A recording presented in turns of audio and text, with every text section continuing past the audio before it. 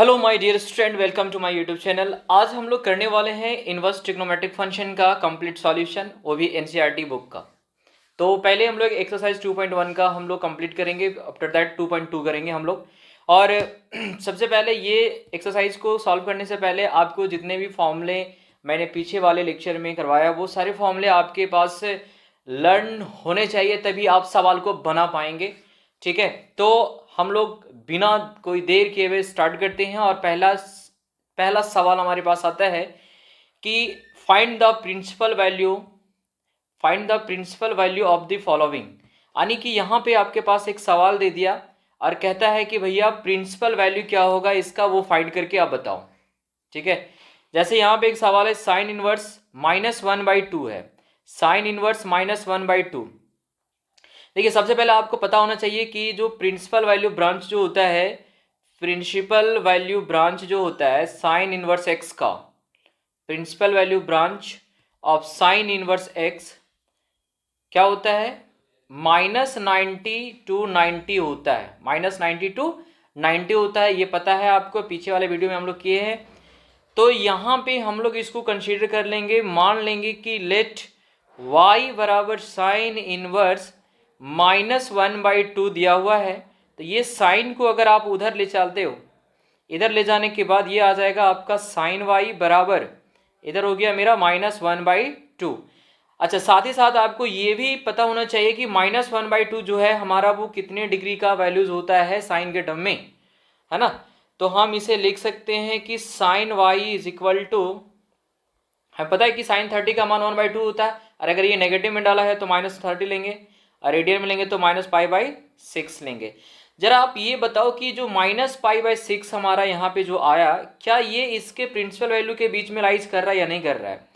अगर ये लाई कर रहा है, जैसे यहाँ पे अगर हम लोग देखेंगे तो कहता है कि साइन इनवर्स एक्स का जो प्रिंसिपल वैल्यू ब्रांच होता है ना, वो -90 से लेकर के 90 तक होता है। तो हमारे पास यहाँ पे आ रहा है -π/6 आ रहा है। तो आपका फाइनल आंसर हो जाएगा y इज इक्वल टू -π/6 हो जाएगा। ऐसे आपको बनाना है, ठीक है। इसके बाद अगर हम बात करेंगे सेकेंड क्वेश्चन इसी का, तो सेकेंड क्वेश्चन में हमारे पास आता है कि cos इनवर्स √3/2 है, तो इसका प्रिंसिपल वैल्यू क्या होगा। आप इसी तरीके से बनाएंगे। आपको पता है कि जो प्रिंसिपल वैल्यू ब्रांच जो होता है cos इनवर्स x का, वो होता है 0 to π होता है। ये सारा हमने पीछे वाले वीडियो में कवर किया हुआ है। अगर आपको नहीं समझ में आ रहा है कि ये प्रिंसिपल वैल्यू क्या होता है, तो आप पीछे वाला वीडियो में जाकर के आप देख सकते हैं। और चैनल पे नए हैं तो चैनल को सब्सक्राइब करके आप रख ले। इसमें अगर हम लोग देखेंगे तो क्या है, y is equal to cos inverse √3/2। Cos को आप इधर ले जाते हो लेफ्ट साइड में, तो ये हो जाएगा कॉस y बराबर, इधर आता है √3/2। अब जरा एक सी बताओ कि √3/2 जो है हमारा, वो कितने डिग्री का वैल्यू होगा। तो हमें पता है कि cos 30 का वैल्यू जो होता है वो √3/2 होता है। So cos y is equal to cos π/6 लेंगे हम लोग, है ना, क्योंकि cos 30 का वैल्यू क्या होता है, √3/2 होता है। अब जरा आप गौर से देखोगे कि जो √3/2 यानी कि π/6 जो है, क्या इसके प्रिंसिपल वैल्यू में लाई कर रहा है या नहीं कर रहा है। तो ऑब्वियसली लाई कर रहा है, क्योंकि 0 से लेकर के पाई के बीच लेना हमें, है ना, 0 से लेकर पाई तक लेना रहता है, और ये π/6 है। तो फाइनल आंसर इसका हो जाएगा y इज इक्वल टू π/6। ऐसे आप बना सकते हो। ज़्यादा खुश होने की आवश्यकता नहीं है, क्योंकि ये जो सवाल होंगे वो 1 मार्क्स में पूछे जाएंगे आपसे ऑब्जेक्टिव के तौर पे, है ना। आगे चलते हैं, नेक्स्ट क्वेश्चन तरफ आते हैं। और नेक्स्ट क्वेश्चन हमारे पास आता है कि कॉसेक इनवर्स 2 है, कॉसेक इनवर्स 2 दिया हुआ है, तो इसका प्रिंसिपल वैल्यू ब्रांच पहले बताइए, आप बताइए। देखिए, इसको भी हम लोग ऐसे बनाएंगे कि let y is equal to cosec inverse 2, cosec inverse 2 हो जाएगा हमारा, है ना। और फिर ये कॉसेक इधर आए तो हमारा क्या हो जाएगा, ये कॉसेक आ जाएगा। तो ये हो जाएगा हमारे पास cosec y is equal to 2। अब आप जरा ये बताइए कि 2 जो होता है वो कॉसेक के कितने डिग्री का मान होता है, कितने डिग्री का मान होता है। आपको पता होना चाहिए कि जो कॉसेक होता है वो साइन का रेसिप्रोकल होता है, यानी कि उल्टा होता है। तो साइन 30 का वैल्यू 1/2 है, तो कॉसेक 30 का वैल्यू क्या हो जाएगा, 2 आ जाएगा। तो इसे हम लोग लिखेंगे कॉसेक पाई बाई 6 लिखेंगे। अब यहाँ पे गौर से अगर आप देखें तो कहता है कि ये जो पाई बाई 6 है ना, वो कॉसेक के प्रिंसिपल वैल्यू में लाई कर रहा है या नहीं कर रहा है, तो ऑब्वियसली है कि लाई कर रहा है। हमें पता है कि जो कॉसेक इनवर्स एक्स का जो प्रिंसिपल वैल्यू होता है वो -90 टू 90 होता है, लेकिन आपको 0 नहीं लेना होता है ना। तो ये पाई बाई 6 तो इसके बीच में आ ही रहा है हमारा, तो आंसर हो जाएगा y बराबर पाई बाई 6 हो जाएगा। ये हमारा आंसर हो जाएगा। ठीक है, कोई दिक्कत है? चलिए अब आते हैं इधर वाले सवाल में। देखिए यहां पे हमारे पास है tan इनवर्स माइनस में √3। इसको भी इसी तरीके से बनाएंगे, कंसीडर कर लेंगे, मान लेंगे कि y बराबर हमारे पास है tan इनवर्स माइनस में √3। tan को उठाकर आप इधर कर दोगे तो भैया tan y बराबर -√3 हो जाएगा। अब जरा बताओ कि √3 जो होता है वो tan का कितने डिग्री का वैल्यू होता है, तो ऑब्वियसली कितना डिग्री का वैल्यू होता है ये, tan y बराबर हम लोग लिख सकते हैं इसको tan 60 लिख सकते हैं, पाई बाई 3। लेकिन यहाँ पे क्या है कि माइनस है, तो हम लोग क्या करेंगे, माइनस के साथ लेंगे। क्या लेंगे हम लोग, माइनस के साथ लेंगे। देखिए ध्यान से, इसको क्या लिखेंगे, ये लिखेंगे हम लोग tan माइनस पाई बाई 3 लिख देंगे। ठीक है, क्योंकि tan 60 का वैल्यू कितना होता है, √3 होता है। सिंपल सी बात है। अब जरा हमें ये बताओ कि tan का जो प्रिंसिपल वैल्यू होता है, प्रिंसिपल वैल्यू ब्रांच, वो हमारा होता है -90 और 90 के बीच का, यही होता है। तो क्या -पाई/3 इसके बीच में लाई कर रहा है? यदि लाइज करता है तो आंसर हमारा होगा -पाई/3 हो जाएगा। ठीक है, आगे चलते हैं। सवाल हमारे पास है cos इनवर्स -1/2। देखो अब इसे अगर हम लोग बनाए ना, तो सबसे पहले हमें क्या करना होगा, cos को उठा करके लेफ्ट साइड ले चलेंगे तो ये cos y होगा, और cos y वैल्यू बराबर कितना, -1/2 हो गया। अब 1/2 जो होता है वो हमें पता है कि cos 60 का वैल्यू होता है। कितने डिग्री का वैल्यू होता है, 60 का वैल्यू होता है। माइनस में है तो आप माइनस में लेंगे, यानी क्या हो जाएगा, ये cos -पाई/3 लिखेंगे इसको। ठीक है, यहां पे आपको समझने वाली बात क्या है कि -पाई/3 जो है ना, वो हमारा बिलोंग्स नहीं करता इसके प्रिंसिपल वैल्यू ब्रांच के अंदर, है ना, क्योंकि cos इनवर्स का जो प्रिंसिपल वैल्यू ब्रांच है वो 0 to पाई होता है, लेकिन यहाँ पे ये 90 आ गया है। तो इसे इस प्रिंसिपल वैल्यू में लाने के लिए हमें लेना होगा y = पाई-पाई/3। ठीक है, हमेशा आपको याद रखना है। इसको सॉल्व करेंगे तो आ जाएगा 3 पाई में से पाई जाएगा तो 2 पाई/3 हो जाएगा, और ये इसका आंसर हो जाएगा। ठीक है, नेक्स्ट आते हैं। नेक्स्ट हमारे पास सवाल है कि y = tan इनवर्स -1। tan को उठा करके आप लेफ्ट साइड ले जाओगे तो ये हो जाएगा tan y बराबर -1, और -1 जो होता है हमारा वो tan 45 का वैल्यू होता है, और माइनस है तो -पाई/4 लेंगे।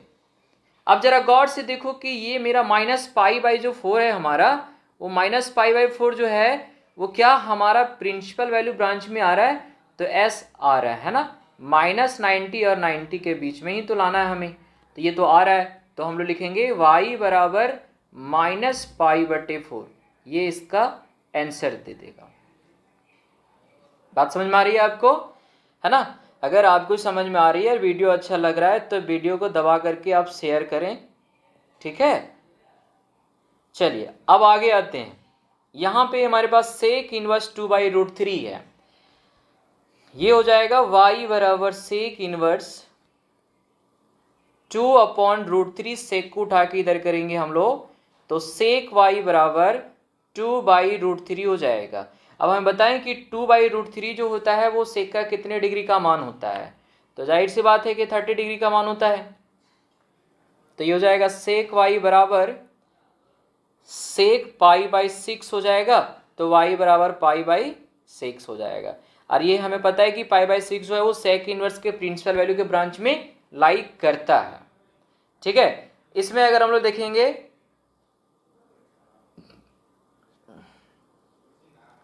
तो यहाँ पे है कॉट इनवर्स रूट 3 है, तो इसको लिखेंगे y बराबर कॉट इनवर्स रूट 3, कॉट को उठा के आप इधर लाओगे, देन कॉट y बराबर रूट 3 हो जाएगा, और रूट 3 का वैल्यू जो होता है कॉट में वो 30 डिग्री का वैल्यूज होता है, तो कॉट पाई बाई 6 लिखेंगे, और ये भी हमारा वैल्यू पाई बटे 6 देगा, और ये वैल्यू जो है वो कॉट इनवर्स के प्रिंसिपल वैल्यू ब्रांच में लाइक करता है, क्योंकि कॉट इनवर्स का जो प्रिंसिपल वैल्यू होता है वो होता है 0 टू पाई के बीच होता है। ठीक है, आगे बढ़ते हैं हम लोग, यहाँ पे देखेंगे अगर, तो कहता है कि कॉस इनवर्स है y बराबर कॉस इनवर्स -1/√2 दिया हुआ है, कॉस को अब उठा करके लेफ्ट साइड ले चलेंगे तो कॉस y बराबर में -1/√2 दे देगा, सिंपल है।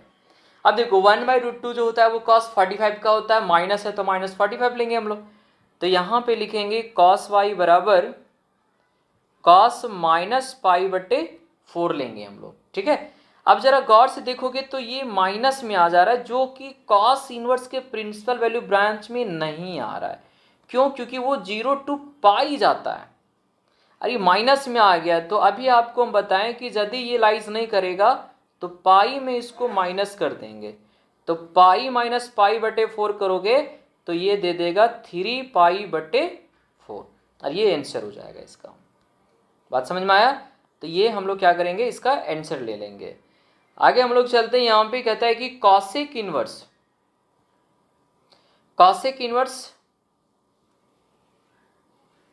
कॉसेक इनवर्स माइनस में √2 है। ठीक है, तो ये अगर ये कॉसेक उठा के हम लोग इधर लेते हैं तो ये हो जाएगा कॉसेक y बराबर -√2। अब हमें पता है कि साइन 45 का वैल्यू 1/√2 होता है, साइन का अपोजिट करेंगे तो कॉसेक आएगा हमारा, तो ये 45 हो जाएगा, देन कॉसेक y बराबर कॉसेक 45 लिखेंगे, नेगेटिव है तो नेगेटिव का साइन देंगे। ठीक है, और यहाँ से y का वैल्यू हमारे पास आएगा -π/4 आएगा, और ये -π/4 जो है वो कॉसेक इनवर्स के प्रिंसिपल वैल्यू में लाइक करता है, तो यही लेना होगा हमें। ठीक है, आगे बढ़ते हैं, यहाँ पे क्वेश्चन नंबर 11। क्वेश्चन नंबर 11 कहता है कि find the value of the following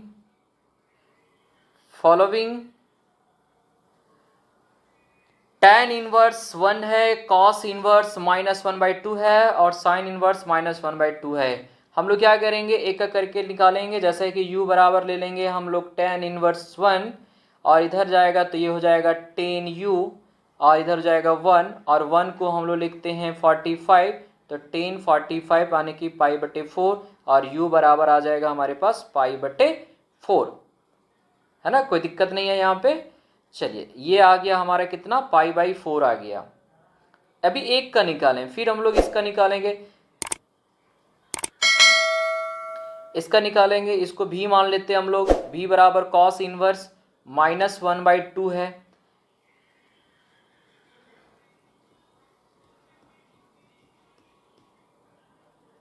चलिए ये हो जाएगा भी बराबर क्या लेंगे हम लोग, कॉस इनवर्स -1/2, कॉस उठा करके लेफ्ट हैंड लेके जाओगे, कॉस भी बराबर हो जाएगा -1/2, और कॉस 60 का वैल्यू होता है 1/2, तो कॉस -π/3 लिखेंगे।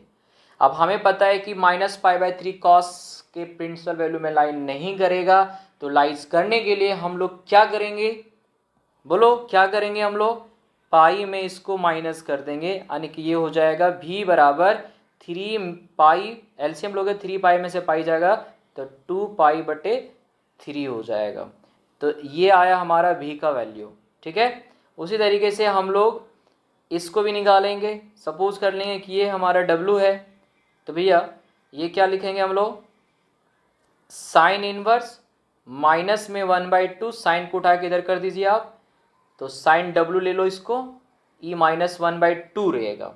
ठीक है, अब देखो -1/2 आ रहा है तो कितने डिग्री का वैल्यू हो जाएगा, ये साइन 30 का हो जाएगा, माइनस है तो माइनस में π/6 लगा देंगे। ठीक, तो W बराबर क्या हो जाएगा, -π/6 हो जाएगा, और हमें पता है कि ये साइन इनवर्स के प्रिंसिपल वैल्यू ब्रांच में लाइक करता है, लाइक करता है ना।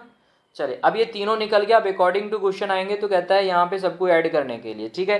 तो चलिए सबको ऐड करते हैं हम लोग, सबको ऐड करेंगे।